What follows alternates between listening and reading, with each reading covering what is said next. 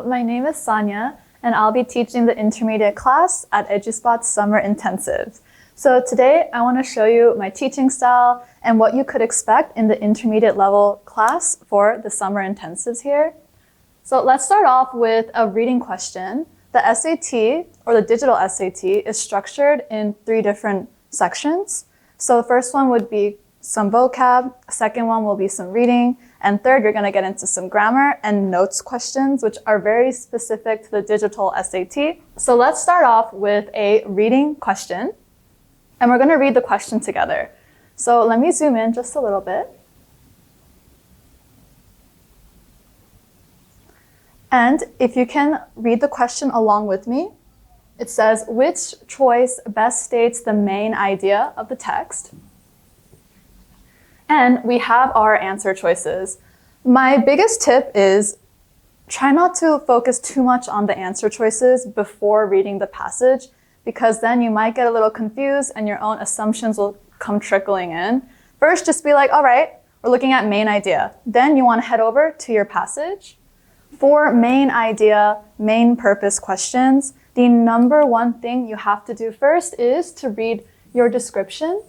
The description is really important because sometimes it will give you your answer and literally it will parallel the answer choice. So for example, let's say that this passage is about a man who's taken a walk in the woods and it's a very serene, peaceful, and snowy day. The correct answer choice might have serene, snowy in it, and the description might have serene, snowy in it. So that's like the biggest tip I will give you for main idea is read your passage description and then read the passage. So let's do that now. We are talking about Jack London's novel, The Call of the Wild. Here's our first guy, or might not be a guy. Here's our first name. Buck is a sled dog living with John Thornton in Yukon, Canada. So Buck is a dog, John, we're gonna assume it's a person, and we are in Canada. So let's go. Look out for character names when you're reading the passage. Look out for repeating ideas or words. We call those key indicators. Those will usually tell you like, oh, focus here, focus on me. So let's go. Thornton alone held Buck. The rest of mankind was as nothing. Chance travelers might praise or pet him, but he was cold under it all. And from a too demonstrative man, he would get up and walk away. We're going to stop there for now. We have some negative words. What I mean by negative just means that words that might have some negation, maybe it has like a cold intonation to it. So let me go ahead and circle those. Nothing, that's kind of negative. He was cold, that's also negative. And he would just get up and walk away. Again, our focus is on Buck, right? We know that because it says praise or pet him. Him refers to Buck, our dog. All these negative words tell us that Buck does not like anyone except his owner, Thornton. And demonstrative just means like expressive. So if someone was expressive, he would just be like, nope, I'm out. Clearly he doesn't like other people. So let's keep reading and look for some more negative words maybe.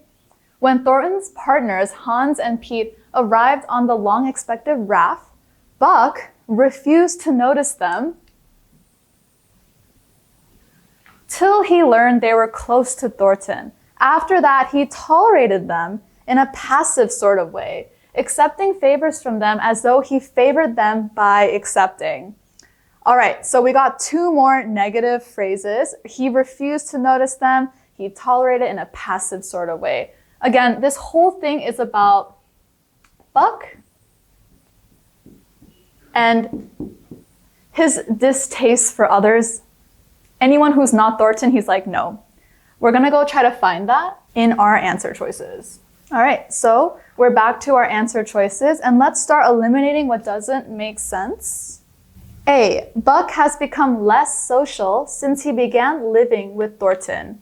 So the problem with A is that we're not really talking about since he began living with his owner. This could be at any moment in time, right? Like this could be after they've been together for like a year or two. This could be the beginning. This might be like 10 years in. We don't really know that he just began living with his owner. So I'll cross out A. B, Buck mistrusts humans and does his best to avoid them. We don't really know if Buck mistrusts humans. We know that through his actions, he doesn't really like other people, but we're not really sure of his like mental state or like his emotions really. So mistrust is kind of a strong word. And also, humans, no, he does like his owner, so it's not all humans, right?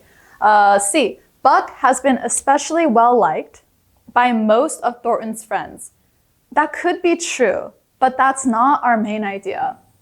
Our main character is Buck. But in C, the focus is on the friends. Buck has been especially well-liked by most of Thornton's friends.